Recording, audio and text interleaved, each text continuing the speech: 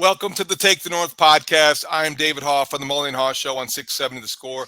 Dan Wiederer is from the Chicago Tribune covering the Chicago Bears, and we are joining you on Super Bowl weekend. Super Bowl 58 kicks off Sunday. NFL Honors was Thursday night in Las Vegas, and that means, yes, they announced a new class, the 2024 Pro Football Hall of Fame induction class, and it includes a couple Bears. Steve McMichael, long overdue. Finally, Mongo goes in to Canton. Devin Hester, about time as well. And then also Julius Pepper spent 4 seasons with the Bears, likely to go in as a Panther, also played with the Packers. Dan, great news all around. Great night for the Bears organization. Yeah, well, I'll start with the entire class as well, because you also have Dwight Freeney, Patrick Willis, Andre Johnson, and Randy Gradishar going in. And you go down the list of this class of 2024, and obviously we're going to be skewed a little bit because we're in Chicago, but it just feels like one of these classes where you go, yep, yep, yep, yep, yep, and you just agree with all of them, and you understand why these guys are going to get their entry into Canton, Ohio this summer. From a Bears perspective, David, it just felt like just a goosebump moment for Devin, for McMichael, for Julius Peppers, who obviously was only here for 4 years. And you just know, as I've predicted here, that it's going to be a takeover in Ohio in early August. And Bears fans are going to migrate en masse, and we're going to have a lot of time, I think, to kind of celebrate the careers of these players that obviously you covered, I covered, and there's some fun stuff mixed into this class, particularly Bears related. Level of surprise. I think we all thought that McMichael was going to go in once he made the finalists, and then he kept on getting one more step closer. He goes in as a senior member, but Devin Hester had been disappointed before. I was hoping he would not be disappointed again, Dan. 2 years ago on the first ballot, I think a lot of us maybe fooled ourselves into thinking that was possible then. Yeah. When he didn't get in 2 years in a row, maybe I started to wonder a little bit. So were you at all surprised about the class that it included Mongo and Hester? No, because look, like when Steve McMichael kind of got the campaign renewed a couple years ago, with credit to his publicist Betsy Shepard for kind of reviving that a couple years ago, and then you got this last year where he was advancing through the seniors committee, and once the seniors committee recommends you for nomination, it's pretty much a foregone conclusion you're in. So since August, it felt like that was a fait accompli with Steve McMichael on the way into the Hall of Fame. And then with Devin, we've talked about it previously, that it was always kind of a when, not if. And it was like, at what point does the logjam break in a way that allows him to squeeze through? Because there really was never significant resistance to his Hall candidacy. It was just that whole, there's a limit of 5 modern era finalists per class that can go in. And Devin didn't make it in year one, and was obviously, in his words, he boohoo cried and had trouble swallowing that disappointment again last year. But it just felt like the momentum was building, particularly among the committee, to say, okay, yeah, this is truly the best who ever did it at his role, and that was recognized and acknowledged. And now he'll get that gold jacket, he'll get that bust, and he can walk around for the rest of his life knowing that he was the best to ever do what he set out to do. I want to go into depth in both of these guys. So let's start with McMichael, because I think that is what he's an 85 Bear. To me, he was the most underrated defensive player on a unit that was one of the most feared in NFL history. He was also the life of every party, and he was the heart and soul of that locker room, of that defense. And I think that 13 years as a Bear, second all time in sack, you look at the numbers, but it was more than that, Dan. And I think that obviously what he's going through now with ALS, and what he's fighting to stay alive, essentially, it was just so poignant to see all of his teammates and friends and family gathered around him, and the stories about how they were. You were out there on Friday morning. Let you take it from here, because I think everybody who's ever spent more than 10 minutes around Steve McMichael understands the power of his personality, and happy for him and his family, because this legacy is secure. It's the presence and the aura that Steve McMichael has always had. And yeah, he was surrounded on Thursday night during the honor show by some former teammates that included Gary Fensick and Jim Morrissey and Tyrone Keys, and some good buddies from years past. I was able to visit out on Friday morning and got a chance to stop in his bedroom and say hello, and at least let him know that I appreciate that he's getting this recognition. A really cool moment. And to hear his sister Kathy, his youngest sister, express the emotion of him getting his just due for what he put in to the sport. I think that's what everybody that knows Steve well knows, how much he invested in his pursuit of excellence and his passionate drive to be the best he could be for the guys around him, understands what this means to him. And I think there's a profound satisfaction that he is alive and alert to understand that he was been given that dual thumbs up. You're a Hall of Famer, and you can now rest peacefully for however long you live, knowing that you are a Pro Football Hall of Famer. And I think that satisfaction is palpable when you walk in there. He was visited, David, today by the bagpipers and drummers of the Emerald Society of the Chicago Police Department, and they had Steve's bedroom window cranked open, and he was kind of rolled on his right side so he could face out into what was a beautiful morning for February, right? Like blue sky, crisp breeze, and they played serenaded him with a tribute. And this backstory to that, David, is that after 9/11 in 2001, Steve linked up with the Emerald Society to go around on a series of pub crawls to raise money for first responders in New York. And it started this relationship that's lasted forever. These, the Emerald Society comes out to a fundraising golf tournament every year that Steve used to play in when he was able to.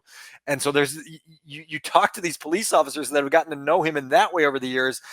And the feeling, David, is that like Steve is this larger than life personality, but for those who get to know him, he's got this giant heart and this willingness to give his best to everyone he crosses paths with.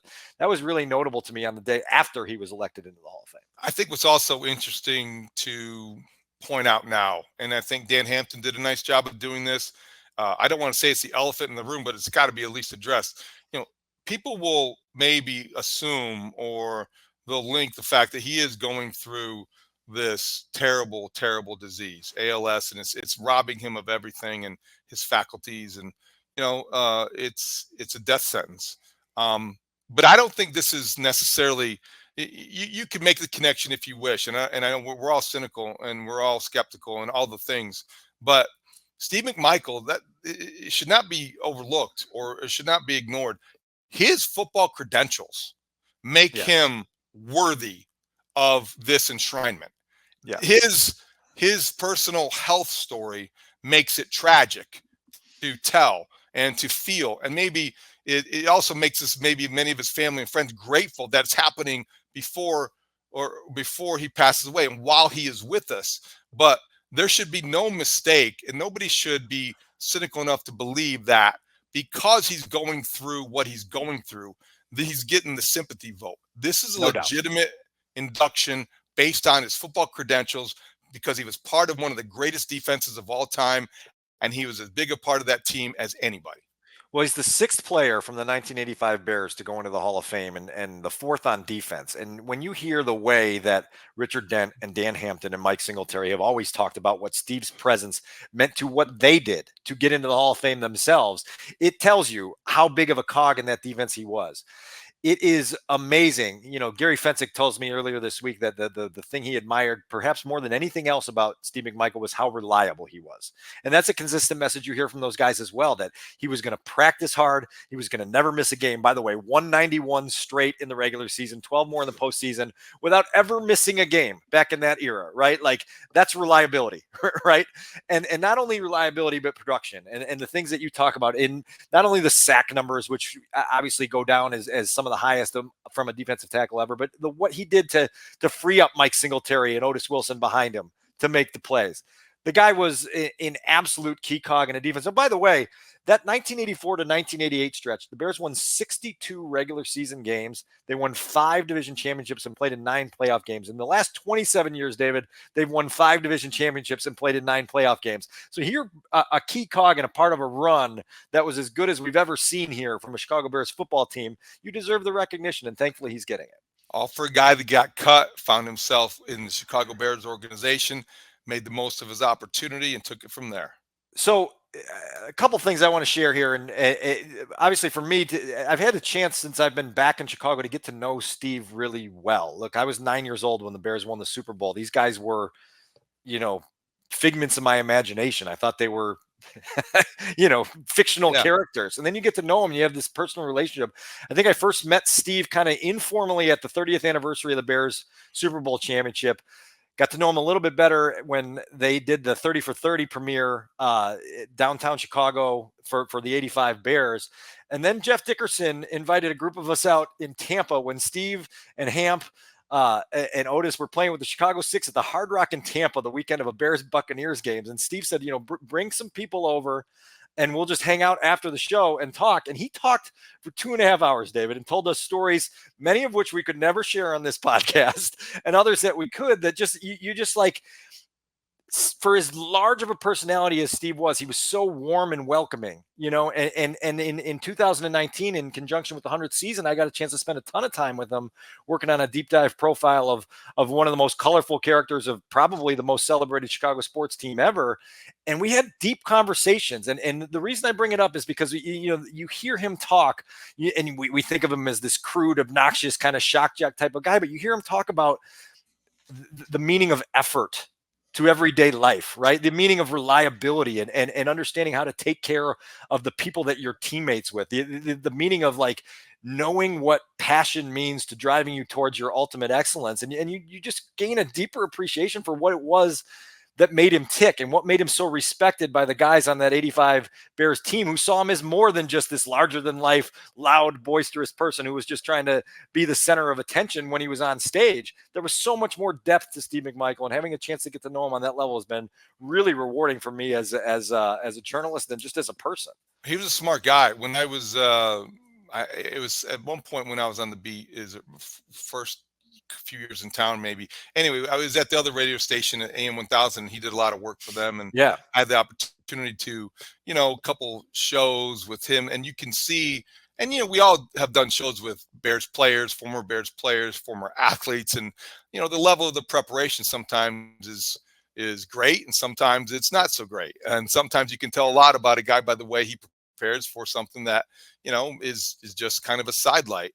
I always think, Doug Buffon was a guy who was ultra prepared. I loved working with Doug because he didn't leave any detail he unearthed every detail, and he was always ready. Steve McMichael was very similar to that, I found, because he was a smart guy. He played along. He could be the life of the party, but he wasn't this big, empty suit, and he wasn't this dumb jock the way he sort of sometimes portrayed. He could be as smart and intelligent as anybody, and he was always prepared because he had a work ethic that was unmatched. Philosophical, introspective, and able to give you a one-liner on command, which is a really cool combination. It's one of the most rewarding parts of my entire career was him trusting me and Jarrett Payton to be the ones that told the world that he had ALS, and to bring that story public 3 years ago. To see him in this current state now again this morning, you miss the voice. You just, as much as anything, you miss the voice, that booming, funny, present voice that was always there. And so that's not there. Listen, this guy, when you talk to these police officers and you get to see some of the neighbors, and you understand the impact that he has on every person's path that he crossed, you understand that these stories are universal across Chicago for a lot of people. They're even universal for a guy named Bill Swirsky, Dave, who you might know as one of the super fans, aka Robert Smigel, who sent Betsy Shepard, Steve's publicist, a congratulatory video message on Thursday night after Steve was inducted or announced at the NFL honors ceremony. We have that video, David, for our audience, and this may be the first place it's played, but Studs has got it here, and I think we're ready to roll it. All right, listen, congrats, but Mongo, we all know this is long overdue, my friend. I mean, forget last year or even 10 years ago. I mean, when you sacked Grogan in the Super Bowl, they should have inducted your ass right there. Hell, when you broke a chair in the team meeting the night before the Super Bowl, they should have been getting your plaque ready and inducted you and the chair you broke. And then in 1991, when you stripped the ball out of Blair Thomas's hands, made all those New York crackheads shed tears right then and there, they should have tossed Paul Hornung out on his Green Bay ass, put you in the hall right there on the spot. Excuse me. Okay. Anyway, okay, long overdue, Canton. Long overdue. Putting 2 Bears in this year don't make up for it. You hear me? There should have been 3. Mongo, Hester, And they should have reinducted Ditka. Coach Ditka, that's right. Because, let's face it, certain men of a certain hairstyle and a certain stature are simply too large to be properly inducted one time. I mean, that's just basic science 101, my friend. So, Mongo, congrats. You were the best. You were forever a glorious member of the Hall of Bears. That's what they should call it anyways. Hall of Fame. Love you, Mongo. Da Bears. That was classic. Pretty good. Pretty good. Had you seen that before? Just this morning. That's great. That's good stuff. People are gonna love that. Oh boy, so much there. And that's a great way to send him into pro football. Yeah, I think just like punctuating that part of our conversation is that like Steve McMichael took the pursuit of excellence very, very seriously, but he never took himself that seriously. And that's the type of clip, my friend, that shows you why Chicago was so alluring to him. Bears. All right. How do you get out of that one and move into Devin Hester? Because much different personality, much different side of the ball, much different style, and yet the flash, the finesse, the dazzling, returning, electrifying play, all the things. The most exciting Bears player since Walter Payton. Devin Hester was a lot of kids' favorite players because they felt like they could relate to him, much the way I think people look at Steph Curry. They looked at Devin Hester. And Dan, I think that like when you talk about Steve McMichael and being the life of the party and all this personality, Devin Hester was like the opposite on the field than he was off the field. I mean, Devin Hester was so quiet and shy. I can remember he's the first Bears player going into the Hall of Fame whose career I covered entirely in Chicago.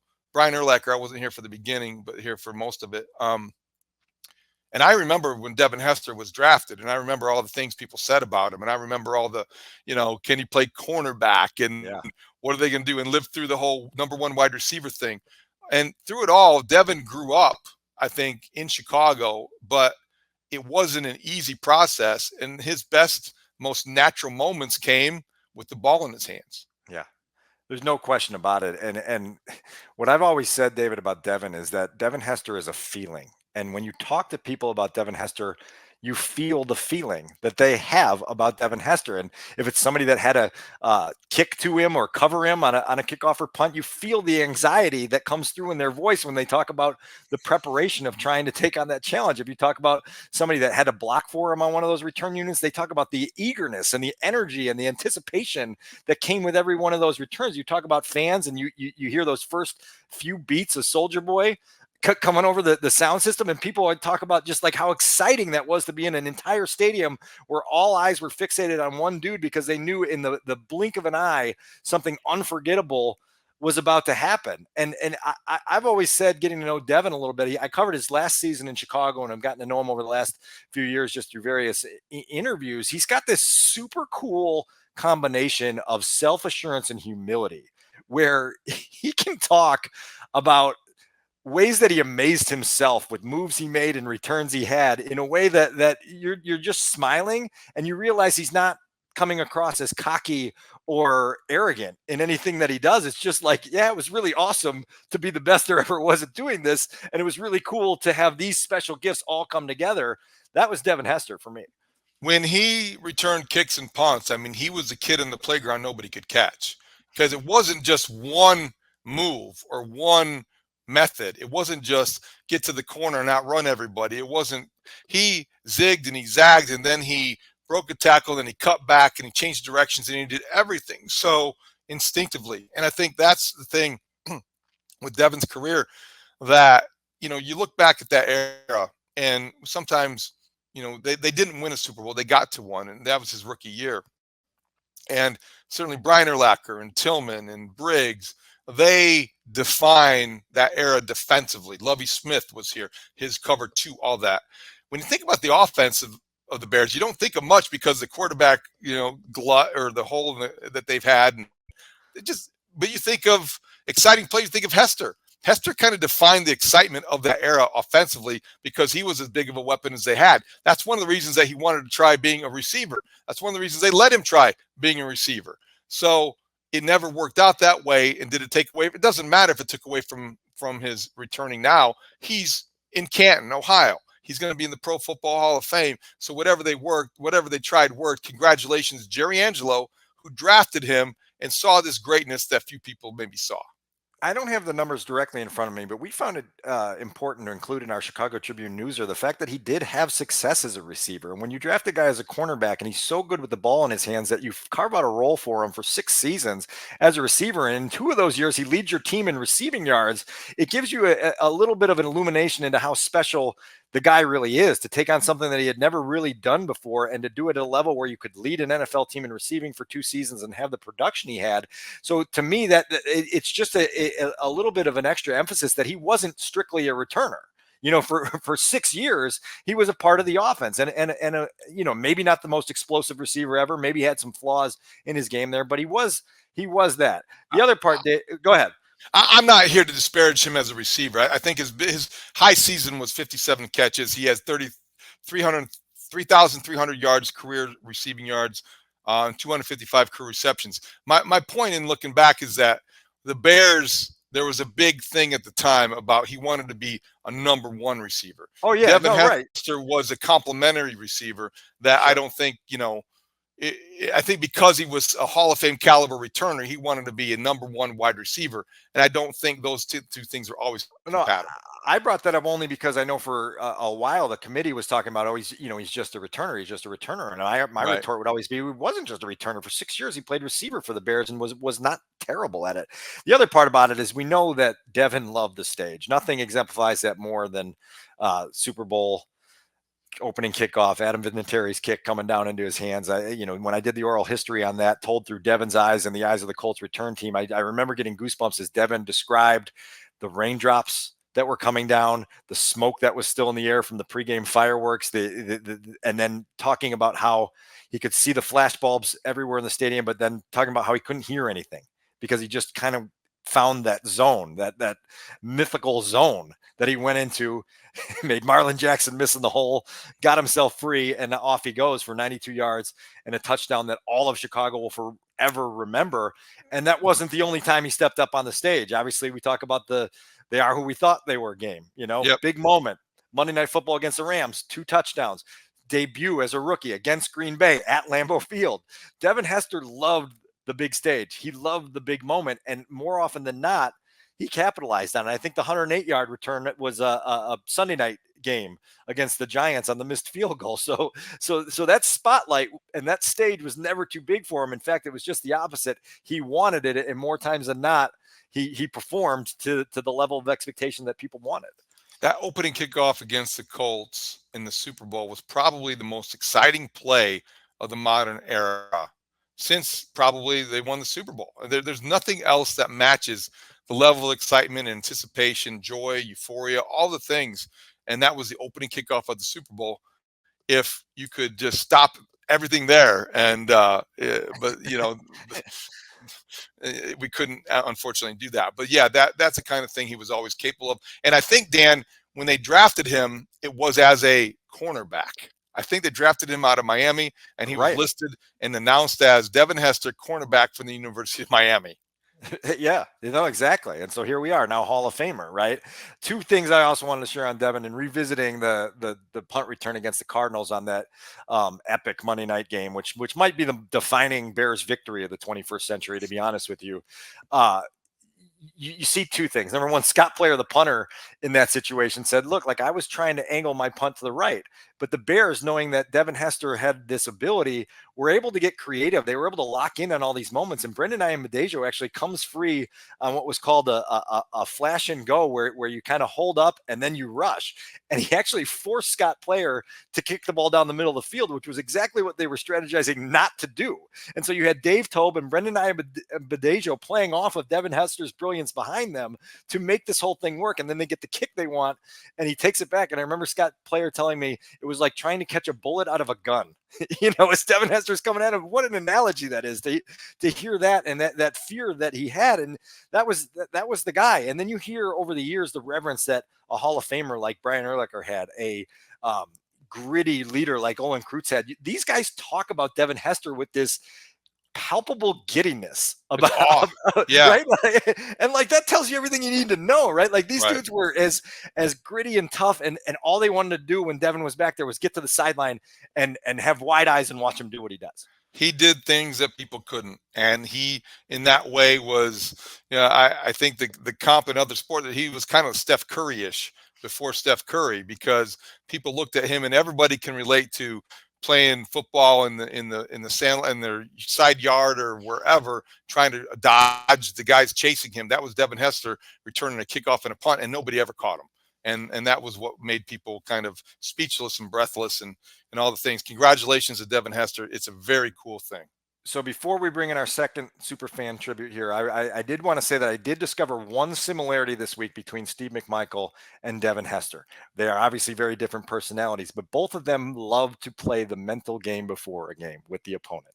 And so Jarrett Payton had a really nice interview with Devin, where Devin talked about kind of going to the opponent before the game, during pregame warmups, and just kind of being like, are you going to kick to me? Are you going to kick to me? Are you going to kick to me? And he could tell by the way they responded whether he had them stressed enough to have the game on his terms. And more often than not, he did. He could feel that mental chess match that we were playing. Well, Steve McMichael was another guy in a different way that would go to midfield with that intense stare and try to put the fear of God in an opponent. And he said at one point, after Wade Wilson, I think, had joined the Bears as a quarterback's coach, had come to him and said, man, like I always hated to see you come to midfield. And he said something like, what did it make you feel like? And he said, we would all just go and say, look at that crazy MFer. And McMichael said, I'm glad it had its desired effect. And so those two guys were playing that mental game too, along with the physical exploits on the field. It's a good thing to have in common. It is. What are we hearing from Devin Hester here? No, I just, we have a clip from the Honor Show on Thursday night with Devin kind of acknowledging his place in Canton, Ohio, now taking his rightful place in the Hall of Fame.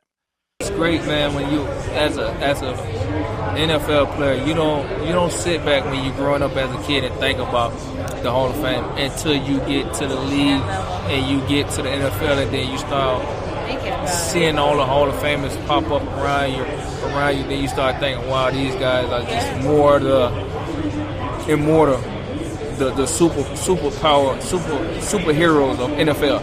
And that's where you kind of look at the Hall of Fame. Okay, you have Pro Bowl player, you have All Pro player, but then you have the Greek gods, which is the Hall of Famers.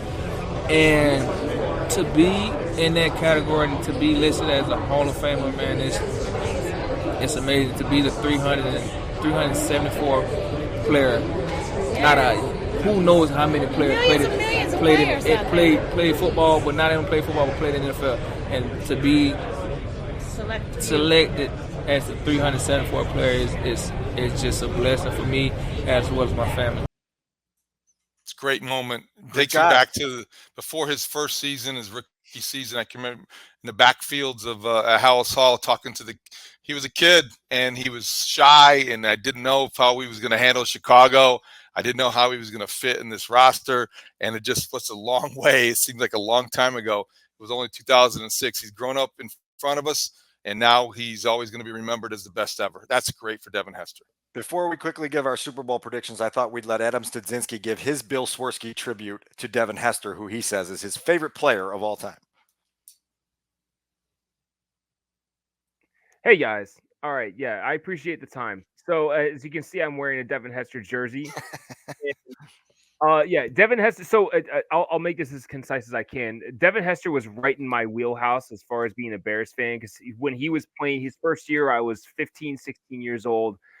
Super Bears fan. And the electricity that he sent through the NFL during his Super Bowl return, it's the most electric thing I've ever seen on a football field. Because when you talk about, even just as a fan, for the 2 weeks leading up to that game, you have 2 weeks of just pure anxiety, waiting for that game and waiting for that moment. And then I'm at this Super Bowl party with my mom's work friends, and I know half the people there maybe.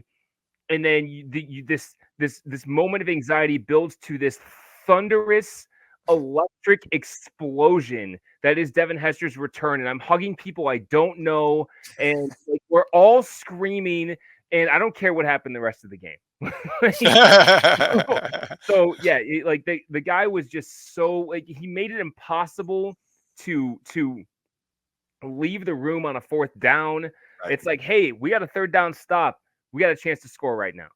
and more you had a better chance to score on the punt than you did when the offense was on the field. True. So it I'm so glad that he finally got in, because he's the best to ever do it, and I could defend him objectively if I need to, but We don't need to anymore. Yeah, you don't need to anymore. So I'm ecstatic that he got in, and That's great. yeah, there was nothing ever like a Devin Hester punter kick return. Like, it was can't miss football for the entirety of his career. And I don't have enough time, I don't think, to tell the story about me. I should have witnessed his 20th punt return that would have broken the record. It was called back on a penalty by Craig Steltz against the Rams. Yeah, so I was at that game. Very vividly remember that one. Yeah. Craig Steltz also at that game, unfortunately, for the Bears. I believe David and I were sitting side by side at that game. Probably at that game. I've never forgiven Craig Steltz for that moment. Road number 20. All right, me and my buddy, who I was a huge Bears fan, we're sitting there. He's like, "That's the record," and we're freaking out. And then it got called back. So, who are you picking for the Super Bowl, studs? I'm going with the Chiefs. I'm not picking against Patrick Mahomes. I've won that lesson too many times. I'm going to say Chiefs 30 and 49ers 25. Cool. All right. Good job. What about you, Dan? 49ers 26, Chiefs 24. Christian McCaffrey, Kyle Shanahan finally gets past the Super Bowl bugaboo that he's had and his various stops there. That's it. That would make Brock Purdy elite. I'm picking Chiefs 31, 49ers 27. I'm the lone wolf. You don't pick against Michael Jordan. You don't pick against Patrick Mahomes. I just not did. In their prime. I know. At your own peril. All right. This was a lot of fun. Hall of Fame tributes to Steve Mongo McMichael, Devin Hester. Julius Peppers also went in. Pep was a good Bear. Going to go in as the Panthers. It was a great class. You're right, Dan. A lot of guys on there like, yep. And we'll have plenty of time to discuss what's going on in the Bears offseason next time we convene. But this was a lot of fun. For Adam Sadzinski and Dan Wiederer, I'm David Haugh on the Take the North podcast. You can watch us on 670 Scores YouTube page. Appreciate your time. We'll talk to you next week. Great talk. See you out there.